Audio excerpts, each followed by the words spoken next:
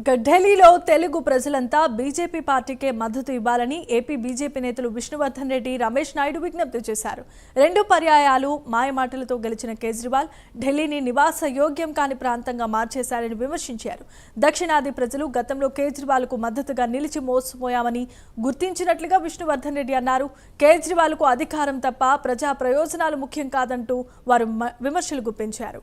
ఢిల్లీలో తెలుగు ప్రజలు ఈసారైనా బీజేపీకే మద్దతుగా ఉన్నారనేది ఏపీ సీఎం చంద్రబాబు సభ ద్వారా తెలుస్తోందని రమేష్ నాయుడు ఆనందాన్ని వ్యక్తం చేశారు. రాష్ట్రాలకు సంబంధించినటువంటి అనేక మంది ఓటర్లు ఈసారి ఖచ్చితంగా భారతీయ జనతా పార్టీకి మద్దతు ఇవ్వాలని బలంగా విశ్వసిస్తున్నారు. మేము గత 2 వారాలుగా ఢిల్లీలో దక్షిణాది రాష్ట్రాలకు సంబంధించినటువంటి ఓటర్లకు సంబంధించి కోఆర్డినేషన్లో పనిచేస్తున్నాం. పెద్ద ఎత్తున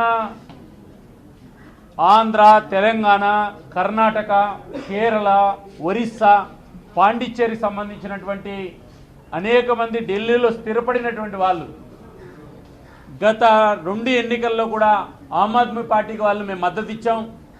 మేము ఆశించిన స్థాయిలో మాకు కేజ్రీవాల్ గారి సర్కారు కానీ లేదా కేజ్రీవాల్ పార్టీ కానీ మాకు ఏ రకమైన సహకారం అందించలేదు. ఒక రకంగా నేరుగా మేము ఆమ్ ఆద్మీ పార్టీ కారణంగా మోసపోయినామని చెప్పి ఓటర్లు చెప్పడం జరుగుతుంది. రెండోది, ఏ మోడల్ అయితే గత 2 ఎన్నికల్లో ఆమ్ ఆద్మీ పార్టీ రాష్ట్ర ప్రజలకు చెప్పిందో అది పూర్తిగా చేయలేక వైఫల్యం చెంది ఢిల్లీలో ఉన్నటువంటి భారతీయ జనతా పార్టీ కేంద్ర ప్రభుత్వం మీద ఆరోపణలు చేస్తున్నారు. నేను ఆమ్ ఆద్మీ పార్టీకి సూటిగా ఒక విషయాన్ని అడుగుతున్నా.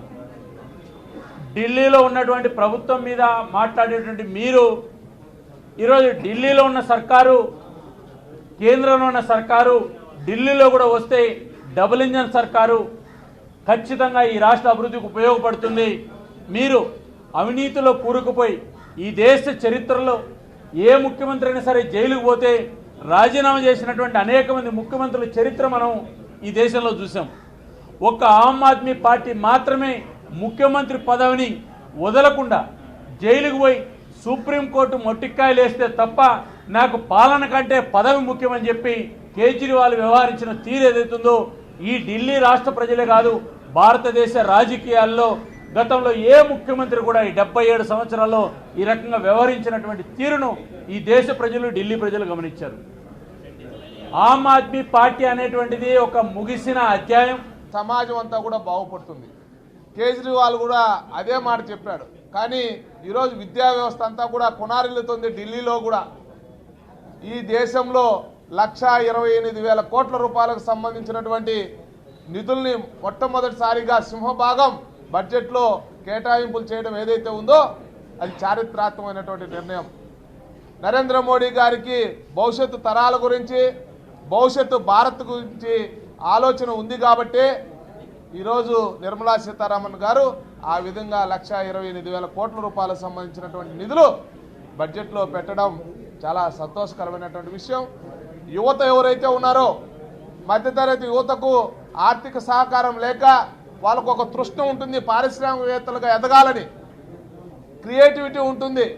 కానీ వాళ్ళ దగ్గర నిధులు లేకపోవడం ఏదైతే ఉందో దాన్ని కూడా ఓవర్కమ్ అయ్యే విధంగా 20 కోట్ల రూపాయల వరకు ప్రభుత్వం చేయూత ఇచ్చేటువంటి విధానం కావచ్చు. రాబోయే రోజుల్లో గ్రామాల్లో సైతం ఎంటర్ప్రీనర్స్ చాలామంది ఎదిగొచ్చే విధంగా, మట్టిలో మాణిక్యాలు అంది వచ్చే విధంగా ఈ దేశంలో వికసిత భారత్ వైపు అడుగులు వేస్తున్నటువంటి తరుణంలో అందరి యొక్క సమ్మిళితాన్ని కోరే విధంగా నిన్న బడ్జెట్ రూపకల్పన చేయడం జరిగింది.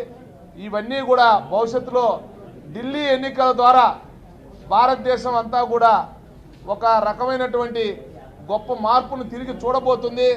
ఎవరు ఏమన్నా హర్యానాలో ఏ విధంగా విజయం సాధించామో, మహారాష్ట్రలో ఏ విధంగా సాధించామో ఢిల్లీలో కూడా ఒక చారిత్రాత్మకమైనటువంటి విజయాన్ని ప్రజలు కట్టబెట్టడానికి ఉత్సాహంగా ఉన్నారు అనే దానికి నిదర్శనం నిన్న చంద్రబాబు నాయుడు గారి యొక్క సభకు స్వచ్ఛందంగా ప్రజలు తరలి వచ్చినటువంటి విధానమే అనేటువంటి విషయం